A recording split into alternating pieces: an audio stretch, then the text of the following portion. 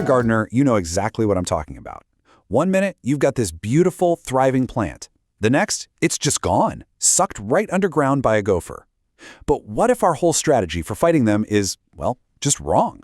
What if the gopher isn't even the real problem? I mean, it's a classic, heartbreaking scene, right? You see your prize zucchini plant start to wiggle, and then poof, it's gone. So you set the traps, you try the repellents, you do everything you can think of, but they just keep coming back. It feels like this impossible, never-ending war. But today, we're going to flip this whole thing on its head. Instead of just chasing the symptom, which is the gopher, we're going to dig in and find the root cause. Because that gopher, it's not the actual issue here.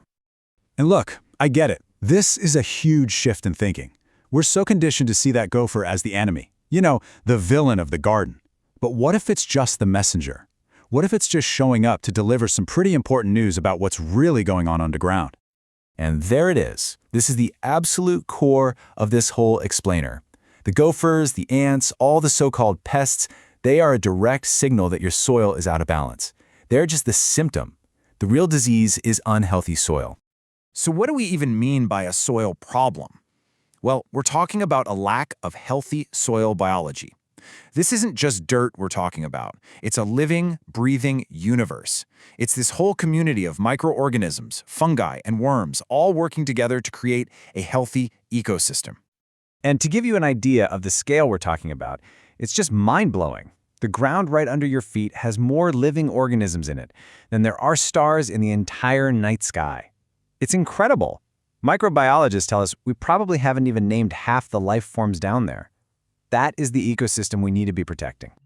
So what's the gopher's real job in all this? Think of them like Mother Nature's cleanup crew, her janitors. Their biological programming tells them to seek out and remove the weak, the sick, the stressed out plants. They're recycling them to make room for healthier stuff to grow. So in a weird way, when a gopher gets your plant, it's kind of telling you, hey, this one was already in trouble. Okay, so that's the big picture idea. But I can practically hear you thinking, that's great for the long term, but I've got a gopher pulling down my prize tomatoes right now. Don't worry, I hear you. There are definitely things you can do in the short term, right now, while you get started on healing your soil. So your immediate go-to options basically fall into two buckets.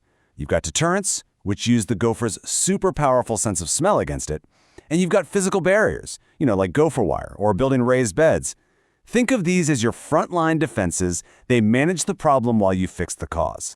And here's the secret to why deterrents work so well. A gopher's sense of smell is, well, it's off the charts. That fragrant rosemary you love in your garden, to a gopher, that can be a totally overwhelming, offensive smell that basically screams, stay away, go somewhere else.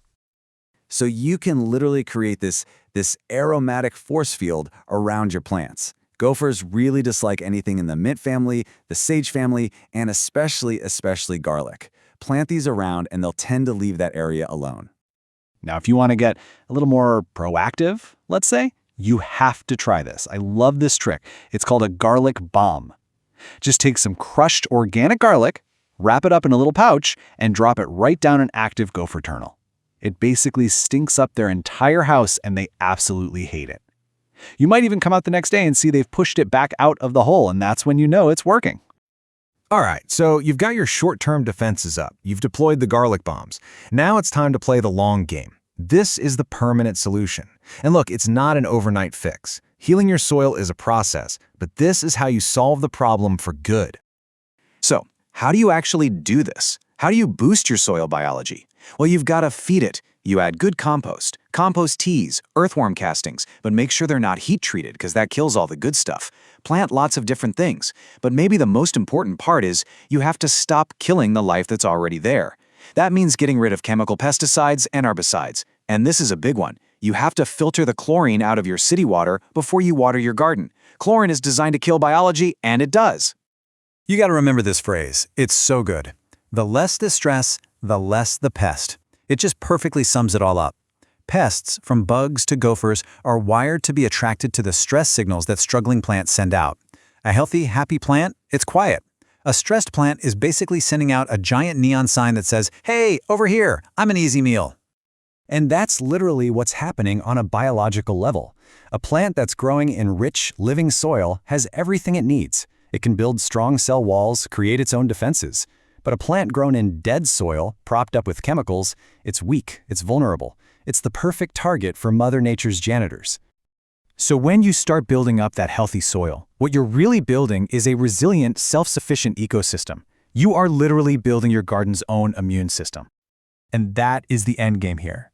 A garden with a strong immune system, it doesn't need you to constantly fight its battles with chemicals. It grows strong plants on its own, and that thriving world in the soil naturally keeps pests in check. In fact, that rich living soil becomes its own kind of barrier that gophers just don't want to dig through. So when you boil it all down, you've got two totally different ways to look at this. You can take the short-term path, managing the symptom with deterrents and barriers, and yeah, that'll give you some temporary relief. But the long-term path, healing the cause by building up your soil biology, that's what creates true, lasting balance. And really, that's the question I want to leave you with. Every time you walk out into your garden, you get to make a choice. Are you going to continue the never-ending battle against symptoms? Or are you going to start the incredible, rewarding work of building a powerful, living immune system from the ground up?